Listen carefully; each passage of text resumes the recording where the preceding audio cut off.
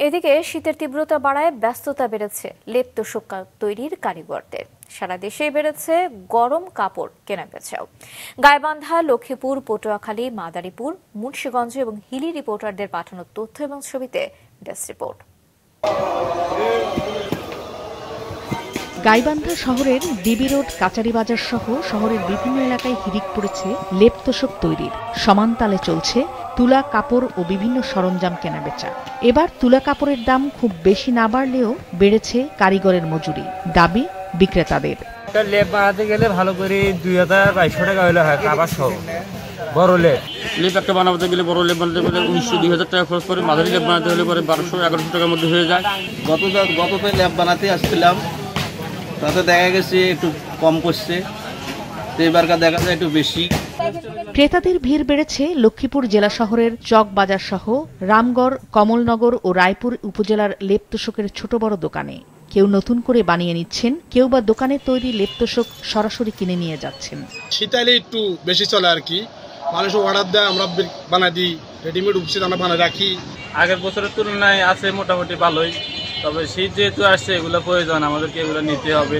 এখন আপনার লেপ তোশকের চাহিদা কমে গেছে, লেপের চাহিদা চলে গেছে কম্বলের উপরে। শীতের তীব্রতা বাড়লে কাজের চাপ আরও বাড়বে বলে মনে করছেন দিনাজপুর জেলার হিলির লেপ তোশকের কারিগররা। তবে গতবারের তুলনায় এবার এগুলোর দাম বেড়েছে, দাবি ক্রেতাদের।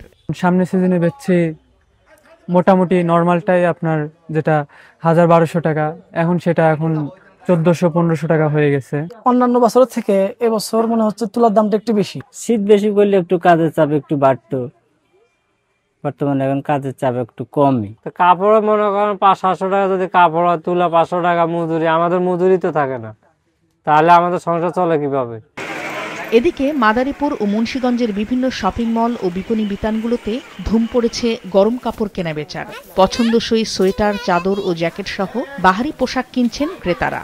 কম্বলের দাম তুলনায় একটু বেশি মনে হয়েছে, তারপর যেহেতু প্রয়োজনীয় জিনিস কিনতে হবে তাই কিনলাম। এটাও ভালো, কাস্টমারও আছে, আলহামদুলিল্লাহ। পুরান বাজার জাঁকজমক চলতেছে শীতের পোশাকে। শীতের মাল আগের চেয়ে দাম বেশি, মোটামুটি দাম, কিন্তু দামের নাগালে বাইরা কাস্টমার তেমন একটা দামের সাথে ম্যাচ হয় না। পটুয়াখালীতে নিম্ন আয় ও শ্রমজীবীরা ভিড় করছেন পুরনো শীত বস্ত্রের বাজারে। 50 টাকা থেকে শুরু করে 350 টাকার মধ্যে মিলছে শীতের পোশাক।